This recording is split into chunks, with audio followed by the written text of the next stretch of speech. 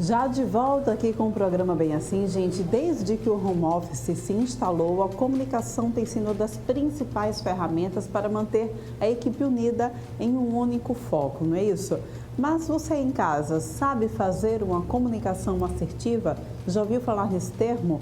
A gente vai tirar todas as dúvidas agora, recebendo aqui no nosso estúdio via Skype Vivian Rio Estela, que é doutora em linguística, está em São Paulo e conversa com a gente a respeito disso.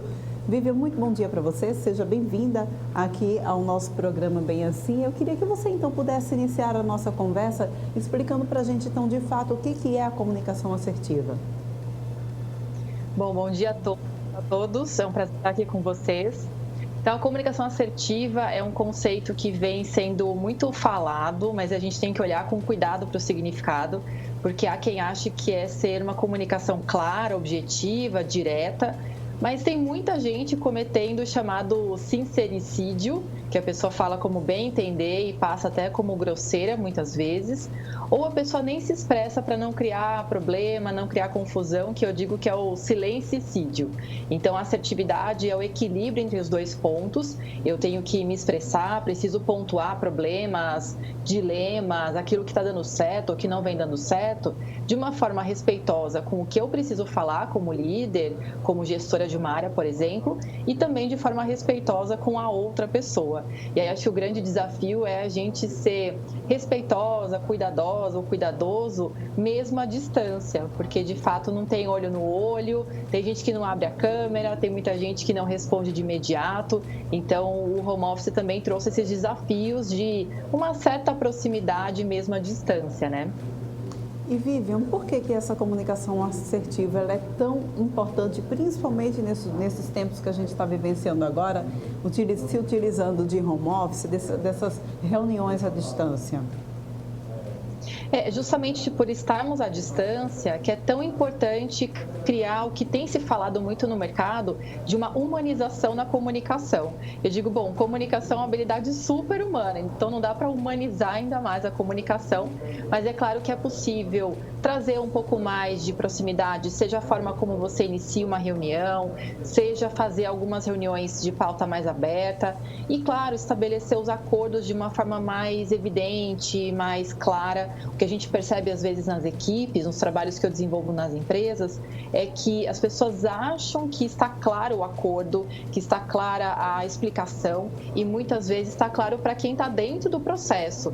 As áreas de interface ou então pessoas que estão chegando agora ou pessoas que estão há muito tempo na empresa, mas que não trabalham com aquele processo, com aquele cliente, precisam de um pouco mais de informação.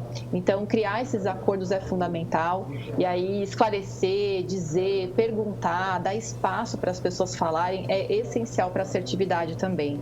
Então, é um desafio grande de aproximar, como eu disse mesmo, à distância, e por isso que é tão importante. A gente vê problemas de conflitos, de engajamento, enfim, problemas que geram custo na empresa, justamente por falta de assertividade na comunicação. E, Vivian, você poderia, então, exemplificar para a gente, deixar bem claro a diferença entre a comunicação assertiva e a comunicação agressiva? Bom, agressividade, muita gente associa com falar alto, xingar as pessoas, que aí já é assédio moral. Mas a agressividade muitas vezes tem a ver com ironias, com sarcasmo que as pessoas utilizam. Então, às vezes, até mesmo um ok, que para você é um ok de pode fazer, se a pessoa fez um e-mail, explicou várias coisas e você manda simplesmente ok, pode significar algo agressivo para essa pessoa. Ela, de repente, não te conhece, de repente, ela, enfim, está tomada por aquele trabalho que ela explicou tanto e você simplesmente mandou um ok. Então, é importante ter essa sensibilidade de que a agressividade não é simplesmente falar alto. Um ok pode parecer, sim, agressivo sem a sua intenção.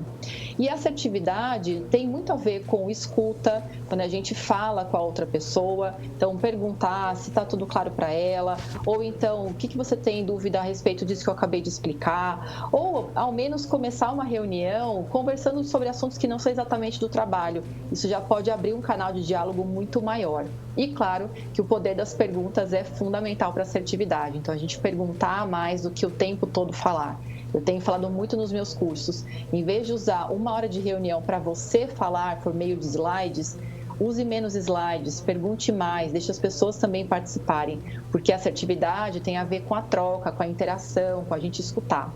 E aí, se for no papel da escrita, né, quando a gente escreve para as pessoas, é responder prontamente, não tem que ser imediatamente, tá? Mas responder prontamente, procurar esclarecer quais são os pontos essenciais, deixar evidente qual o prazo de resposta, deixar claro qual é o objetivo da sua mensagem. Eu leio muitos e-mails de diferentes empresas em que a gente percebe que o e-mail tem conteúdo, mas ele não tem um objetivo claro, portanto, ele não é assertivo.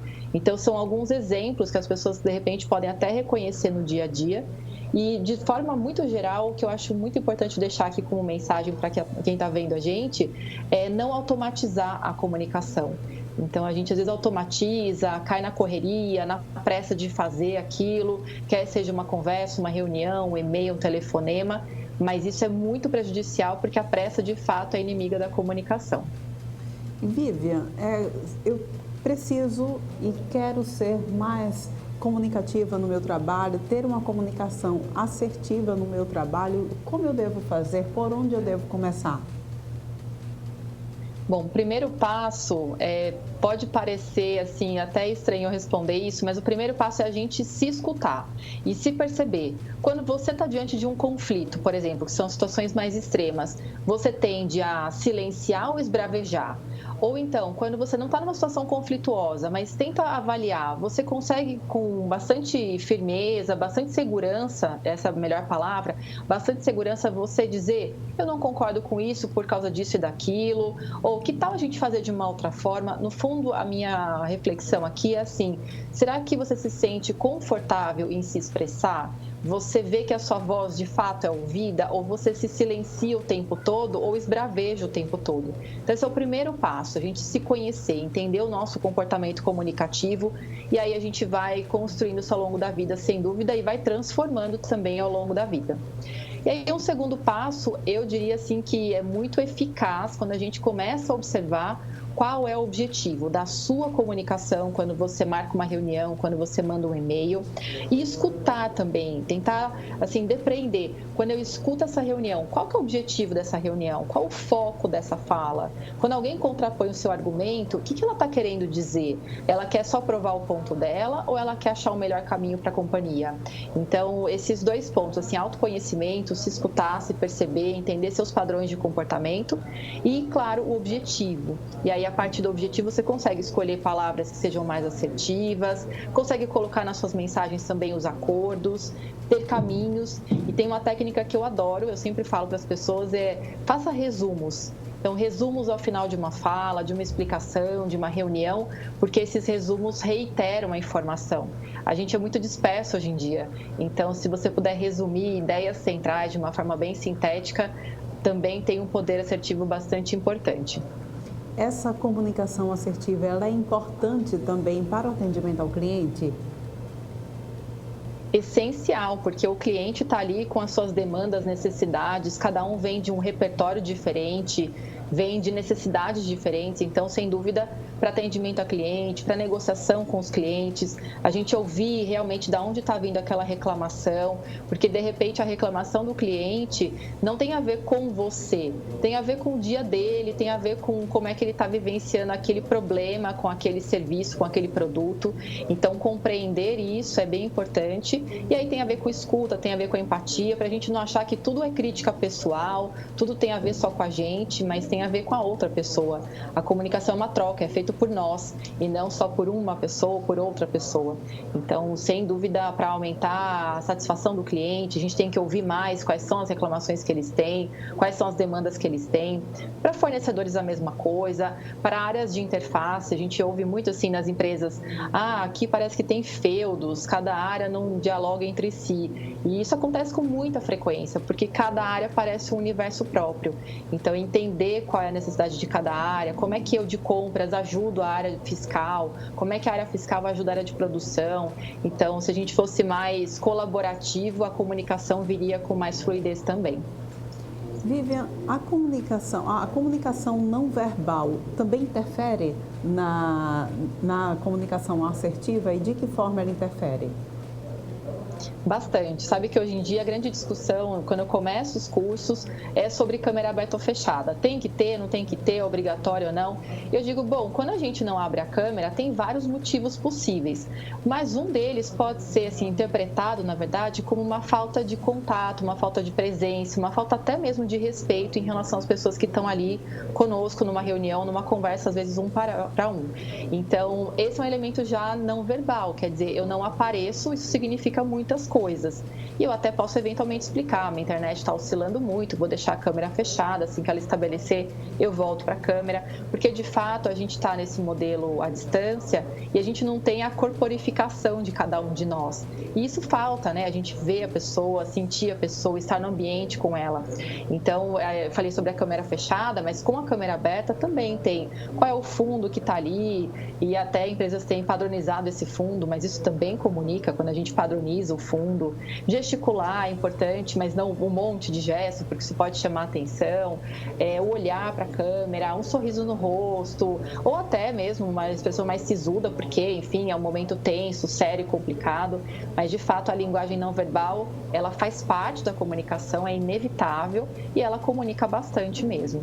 Agora, a grande discussão hoje em dia é justamente como é que a gente lida com essas câmeras fechadas, como a gente não se aproxima e tanta gente quer se aproximar, quer humanizar a comunicação, mas sequer abre a câmera. Eu falo, mas aí a gente não consegue nem ver o indivíduo, já vê só um retângulo, né, gente? Então, não te custa nada meio cuidar desse ambiente ou de você nesse ambiente, né, tão restrito para poder criar essa proximidade também. Isso também tem a ver com assertividade, tem a ver com, enfim, tom de voz, intensidade vocal, entonação vocal, tem vários aspectos da linguagem não verbal que contribuem para essa maior proximidade ou não, para a maior assertividade ou não.